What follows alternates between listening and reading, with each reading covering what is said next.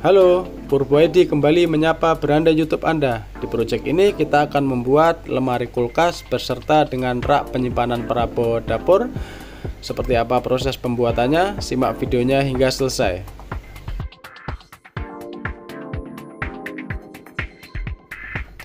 Ini adalah plan pekerjaan, ada dua bagian. Sebelah kiri akan kita gunakan untuk menyimpan kulkas dan sebelah kanan akan kita gunakan untuk menyimpan perabot dapur.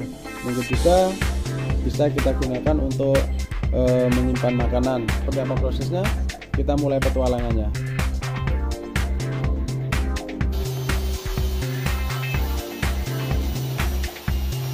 Di project ini saya menggunakan blok min dengan ketebalan 15 mm.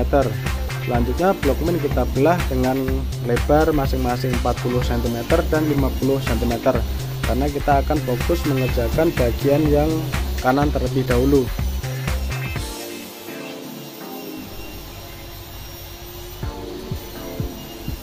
Selanjutnya sisa blok min kita belah lagi dengan ketebalan 7 cm yang akan kita gunakan untuk membuat rangka ambalan bawah.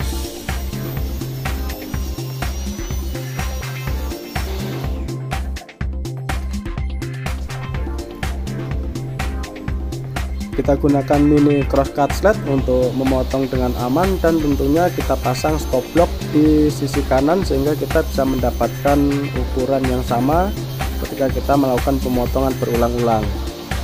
Setelah bahan siap, kita bisa melakukan perakitan ambalan bawah dengan menggunakan lem dan nail gun.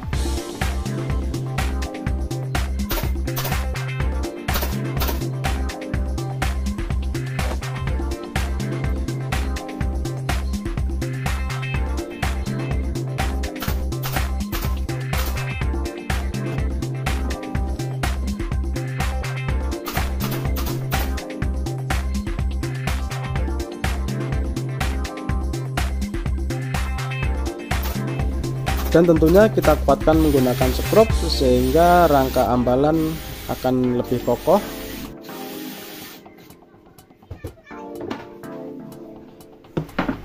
Lembaran trip min dengan tebal 9 mm kita belah seukuran dengan rak sebelah kanan yang akan kita gunakan nanti sebagai backdrop.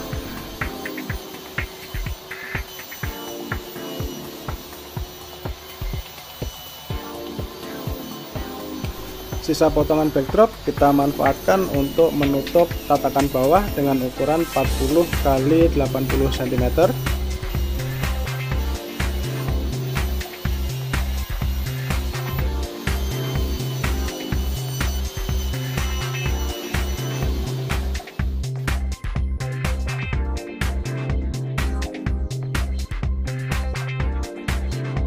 Dan kebetulan saya kehabisan stok paku U, maka saya menggunakan paku I untuk merekatkan lembaran trip min ke ambalan bawah, tetapi dengan cara memaku dari arah samping sehingga permukaan trip min tidak akan rusak terkena paku. HPL hitam glossy kita gunakan untuk menutup sebagian sisi dan juga untuk menutup lace yang nantinya akan kita padukan dengan HPL berwarna coklat pada bagian pintu kabinet.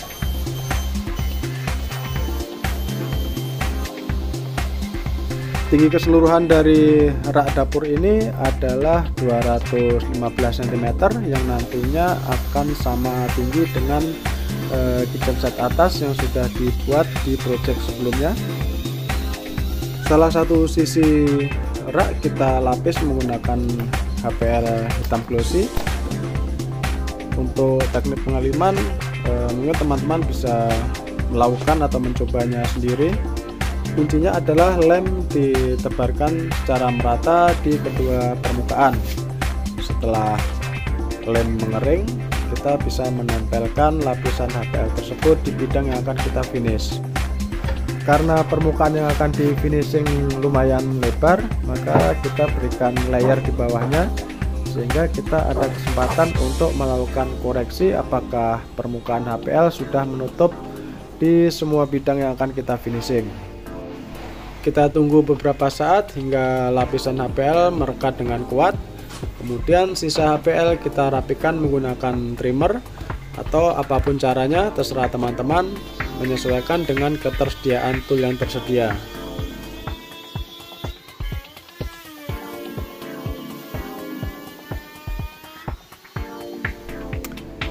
Selanjutnya kita bisa merakit ambalan bawah dengan salah satu sisi kabinet.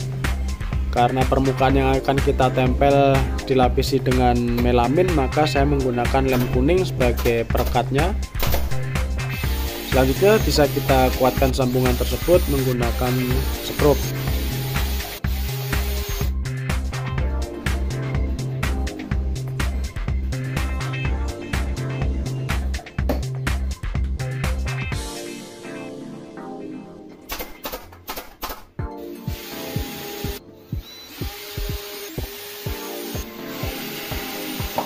Dan satu proses pembuatan kabinet sebelah kanan sudah selesai. Selanjutnya kita akan menyiapkan potongan bahan untuk membuat rak.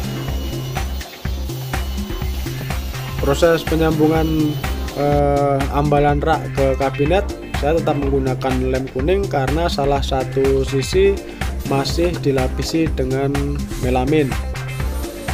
Penempatan rak silahkan teman-teman atur sendiri sesuai dengan kebutuhan.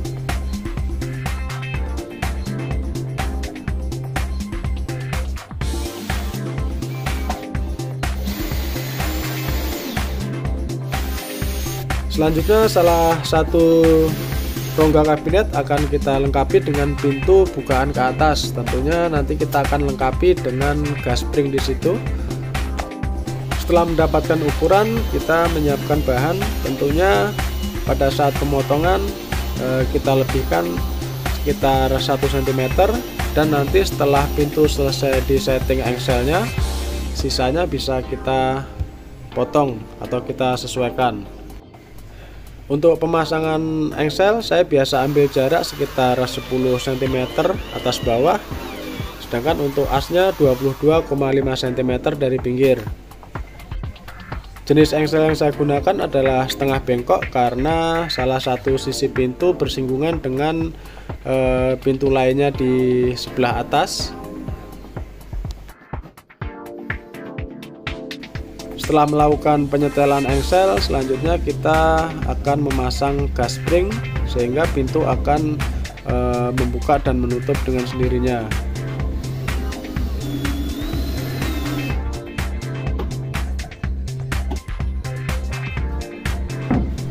Kita lanjutkan dengan mengerjakan kabinet sebelah kiri yang akan kita fungsikan sebagai lemari kulkas.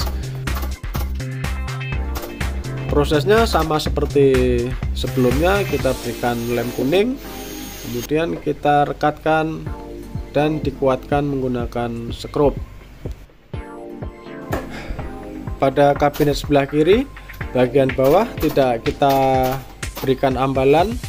Nanti kita akan kuatkan menggunakan treatment saja yang lebih tipis sehingga akan memudahkan kita untuk memasukkan kulkas ke dalamnya.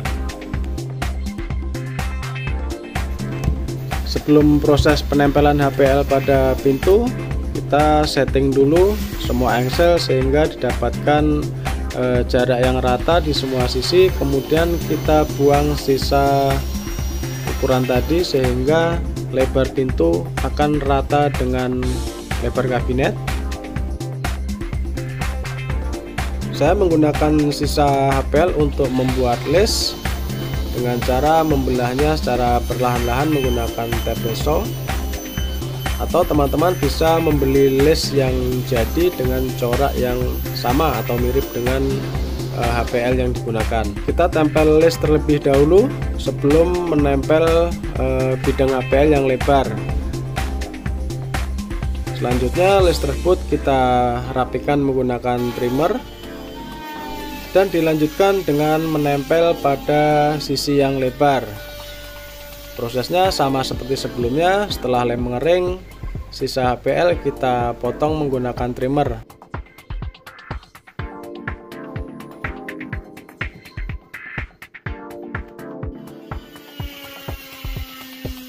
Backdrop kita pasang untuk menambah kekuatan kabinet dan menjaga dalam kabinet tetap bersih jika akan kita gunakan untuk menyimpan makanan. Untuk benar-benar menghemat ruang, maka kita membuatkan semacam drawer untuk menyimpan Magicom. Proses pembuatan drawer tidak akan saya detailkan di video ini untuk menghemat durasi. Nanti insya Allah akan saya bikinkan konten di video selanjutnya. Selain untuk menempatkan Magicom, kita bisa mengaplikasikan metode hemat ruang ini untuk menempatkan wadah air atau untuk menyimpan perabot lainnya sesuai dengan kebutuhan di dapur Anda. Dan sekali lagi, untuk pemasangan handle tidak saya sertakan di video ini. Anda bisa menontonnya di video short saya di channel ini juga. Dan seperti inilah hasil akhir dari proses pembuatan lemari kulkas beserta dengan rak penyimpanan perabot dapur lainnya. Terima kasih sudah menonton. Jangan lupa like, subscribe, dan tinggalkan jejak di kolom komentar. Bagikan jika konten ini bermanfaat. Sampai ketemu di project selanjutnya.